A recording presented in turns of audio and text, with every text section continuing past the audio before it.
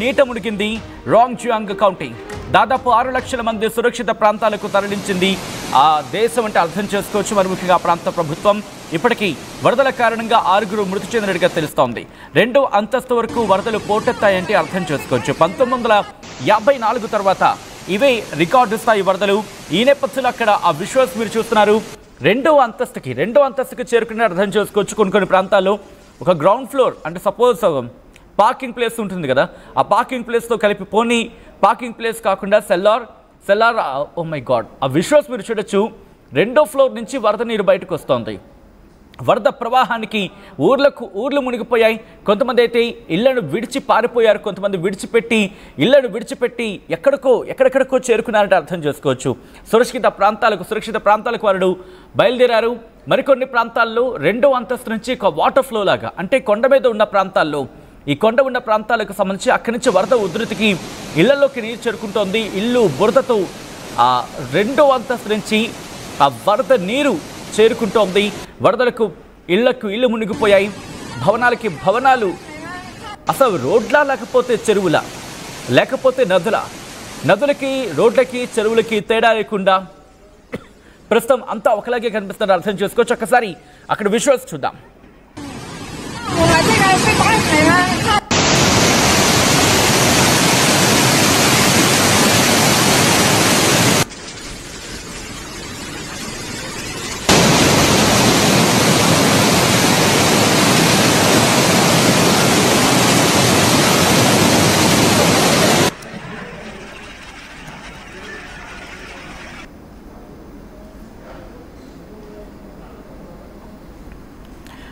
దక్షిణ చైనాలోని గుజో ప్రావిన్స్లో వరదల కారణంగా 80,000 మందిని ఇప్పటికే సురక్షిత ప్రాంతాలకు తరలించారంటే అర్థం చేసుకోవచ్చు. కొన్ని ప్రాంతాల్లో నీటి మట్టం ప్రమాదకర స్థాయిని దాటి ప్రవహిస్తోంది. గ్వాయిజో కొన్ని సందర్భాల్లో గుజో ఇలా అంటూ ఉంటారు. ఈ ప్రాంతానికి సంబంధించి ఈ ప్రావిన్స్లో భారీగా వర్షాలు కురిశాయి. ఒక వారంలో 2వసారి వరదలు రావడంతో ఎంతమంది మీద ప్రభావం పడిందో తెలుసా? అప్పటికే 80,000 మందిని సురక్షిత ప్రాంతాలకు తరలిస్తాయి. ఇంకొక 40,000 మందిని ఖాళీ చేయించారు. ఇప్పటికే 6 మరణాలు కూడా నమోదయ్యాయి. ఇది డైరెక్ట్ గాను ఇండైరెక్ట్ గాను 6 లక్షల మంది మీద ప్రభావం చూపించింది. చైనాలో వరదల ధాటికి అక్కడ ఇళ్లను వదిలి పారిపోతున్నారు జనం. సురక్షిత ప్రాంతాలకు తలదాచుకునేందుకు వెళ్ళిపోతున్నారు. కార్లు కొట్టుకుపోతున్నాయి, ఇళ్ళు. దాంతోపాటు ఆ వాహనాలు ఎక్కడ చూసినా ఇదే పరిస్థితి. ఈ గ్వాయిజోకి సంబంధించి మాట్లాడుకున్న సందర్భంలో మీరు చూడొచ్చు 2nd ఫ్లోర్ నుంచి ఆ బురదతో వరద ప్రవాహం అంటే కొండవాళ్ళు ప్రాంతాల నుంచి ఆ వరద ప్రవాహం నీటికి ఏ స్థాయిలో కొట్టుకొస్తుందో అర్థం చేసుకోవచ్చు. ఇళ్లలోకి చొరబడి ఇళ్లలో నుంచి బయటకు వస్తోంది ఆ వరద ప్రవాహం. దాంతోపాటు 2nd బాక్స్లో మీరు చూస్తున్నారు దాదాపుగా వారం రోజులుగా ఇదే పరిస్థితి. నీట మునిగిపోయింది. ఎక్కడ చూసినా ఆ ప్రాంతంలో ఈ గ్వాయిజో ప్రాంతానికి సంబంధించి మాట్లాడుకున్న సందర్భంలో ప్రావిన్స్లో ఇటువంటి పరిస్థితి. దాంతోపాటు 3rd బాక్స్లో మీరు చూడొచ్చు అక్కడ నదులకి, వాగులకి, వంకలకి, కాలువలకి, చెరువులకి తేడా లేకుండా దాదాపుగా అన్ని ఒకలాగే కనిపిస్తున్న పరిస్థితి ఉంది. వారంలో 2వసారి వర్షాలు బీభత్సాన్ని సృష్టించాయి. దీంతో రాంగ్జుయాంగ్ కౌంటీ మునిగిపోయింది. 3 లక్షల మందిని సురక్షిత ప్రాంతాలకు తరలించింది ఆ దేశ ప్రభుత్వం. ఇప్పటికే వరదల కారణంగా 6 మృతి చెందారంటే అక్కడ పరిస్థితిని అర్థం చేసుకోవచ్చు. 1954 తర్వాత చైనాలో సంభవించిన అతిపెద్ద వరదలు ఇవే. దీంతో అక్కడి ప్రజలు అల్లాడిపోతున్నారు. తినడానికి తిండి కూడా దొరకని పరిస్థితి ఉందంటే అర్థం చేసుకోవచ్చు. కొన్ని ప్రాంతాల్లో సహాయక చర్యలకు తీవ్రమైన ఆటంకం కలుగుతోంది.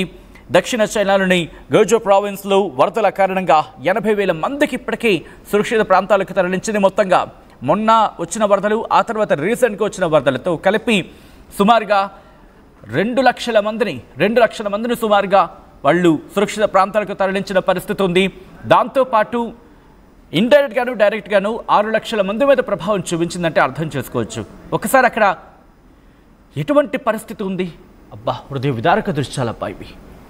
ఎందుకంటే ఒకసారి చూడండి, అక్కడ ఉంటుంది అదేం పెద్ద పెద్ద బంగ్లాల్లో ఏం కనిపించట్లేదు.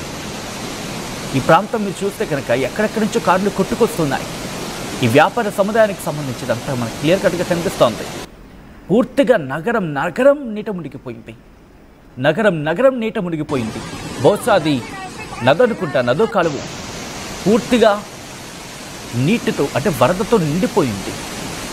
ప్రమాదకర స్థాయిని మించి ప్రవహిస్తున్నాయి నదులు అక్కడ. దాంతోపాటు సాధారణంగా అవన్నీ ఎప్పటికప్పుడు ఆ రోడ్డు మీద కార్లు, వెహికల్స్, ఓహో అక్కడ మీరు చూస్తే దుంగలకు దుంగలు అంటే పెద్ద పెద్ద చెట్లు కొట్టుకొస్తున్నాయి. ఆ వరద ప్రవాహం ఇళ్లలోకి వస్తూ ఉంటే వాళ్ళందరూ పరుగులు పెడుతున్నారు. తమ వాహనాలను కాపాడుకోవడానికి, తమ ప్రాణాలను కాపాడుకోవడానికి వాళ్ళంతా పరుగులు పెడుతున్నారు. కాపాడండి అంటూ కూడా వాళ్ళు ఆర్తనాదాలు చేస్తున్న సందర్భం ఉంది కొన్ని ప్రాంతాల్లో. ఎందుకంటే వరద ప్రవాహం కనుక పెరిగితే ఆ ఇళ్ళు కొట్టుకుపోతాయి. అది వాళ్ళ భయం.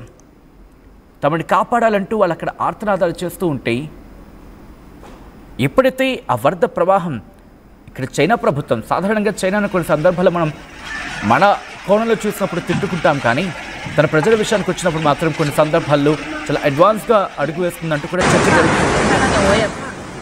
సో ఇదే చైనా ముందుగానే అలర్ట్ అయింది. ఇంకో విషయం తెలుసా, డ్రోన్లను ఉపయోగిస్తోంది అక్కడ చైనాలో. డ్రోన్లను ఉపయోగించి అక్కడ ప్రజలను ఖాళీ చేస్తోంది. డ్రోన్ల సాయం తీసుకుంటోంది. ఈ వరదల ప్రభావం ఏ స్థాయిలో ఉందంటే ప్రజలను సురక్షిత ప్రాంతాలకి తరలించడమో లేకపోతే అదిగో ఫస్ట్ విషయం చూడండి, ట్రక్ సైతం మునిగిపోయింది. ఇళ్లకు ఇల్లు దాదాపుగా కొన్ని అడుగుల మేర బురద మేట వేస్తుంది. అక్కడ పూర్తిగా కదల్లేని పరిస్థితి ఉంది. అంటే ఇంటి నుంచి బయటకు వస్తే వరద నీటిలో చిక్కుకుపోవడం. ఇక్కడ మీరు చూడొచ్చు ఆ ఇల్లు, ఆ ఇంటి పైకప్పు పూర్తిగా అక్కడ వరకు కూడా నీరు టచ్ అయిపోయింది. కొన్ని సందర్భాలు అయితే 2 అంతస్తుల ఆ ఇళ్లకు సంబంధించి అంతవరకు టచ్ అయింది వాటర్. ఇక్కడ మీరు చూస్తే కార్లు కొట్టుకుపోతున్నాయి. రోడ్ల మీద నడవలేని పరిస్థితి. ఒకవేళ ఆ వరద నీటిలో కాలు పెడితే ఎలా ఉంటుందో తెలీదు. ఒక్కసారిగా అకస్మాత్తుగా వరద ప్రవాహం పెరిగితే కొట్టుకుపోయే పరిస్థితి ఉంటుంది. 1954 తర్వాత చైనా అనుభవిస్తున్న వరద ఇది. 2004లో కూడా అక్కడ వర్షాలు వచ్చాయి. దాదాపుగా 26 రాష్ట్రాలని మరికొన్ని ప్రాంతాలని ఇబ్బంది పెట్టాయి. సుమారు 1 కోటి మంది మీద ప్రభావం చూపించాయి అప్పుడు. ఆ తర్వాత ఒక 80 మంది మరణించారు, లేకపోతే గల్లంతయ్యారంటూ కూడా చర్చ జరుగుతుంది. సుమారుగా 7,44,000 మందిని వాళ్ళకి పునరావాసం కల్పించారు. అటువంటి పరిస్థితులు. కానీ ఈసారి ఇప్పటి వరకు ఎందుకు ఈ వర్షపాతం ఈ స్థాయి నమోదవుతోంది, ఇంకా ఎటువంటి పరిస్థితులు ఉంటాయనే అంశానికి సంబంధించి చైనా అంచనా వేస్తోంది. భారీ వర్షాలు ఇటు రింగ్జియాంగ్, గుయిజౌ నగరాలను చుట్టుముట్టేసింది. ఆ ప్రభావానికి ప్రజలు వణికిపోయారు. ఎందుకంటే ఎక్కడ చూసినా కళ్ళ ముందు ఇదే పరిస్థితి. చైనాలో భారీ వర్షాల కారణంగా, చైనాలో వరదల కారణంగా వరదలు కొన్ని లక్షల మంది మీద, మరి ముఖ్యంగా 6 లక్షల మంది మీద డైరెక్ట్గాను ఇండైరెక్ట్గాను ప్రభావాన్ని చూపించాయి. వరద విలయం అక్కడ ఏ స్థాయికి చేరుకుందంటే వాళ్ళని కాపాడడానికి ప్రభుత్వం అక్కడికి డ్రోన్స్ని ఉపయోగించాల్సి వచ్చిందంటే అర్థం చేసుకోవచ్చు. 1954 తర్వాత ఇప్పుడు ఈ వర్షాలు బీభత్సాన్ని సృష్టించాయి. ఇన్ఫ్యాక్ట్ ఒక 1 నెల రోజుల క్రితం కూడా అప్పుడు వుహాన్ కావచ్చు, లేకపోతే గాంగ్డాంగ్, గాంగ్జీ, జింగ్జియాంగ్ ఇలాంటి ప్రాంతాల్లో వర్షాలు వచ్చాయి. ఆ ప్రాంతాలు నీట మునిగాయి కూడా. కొండ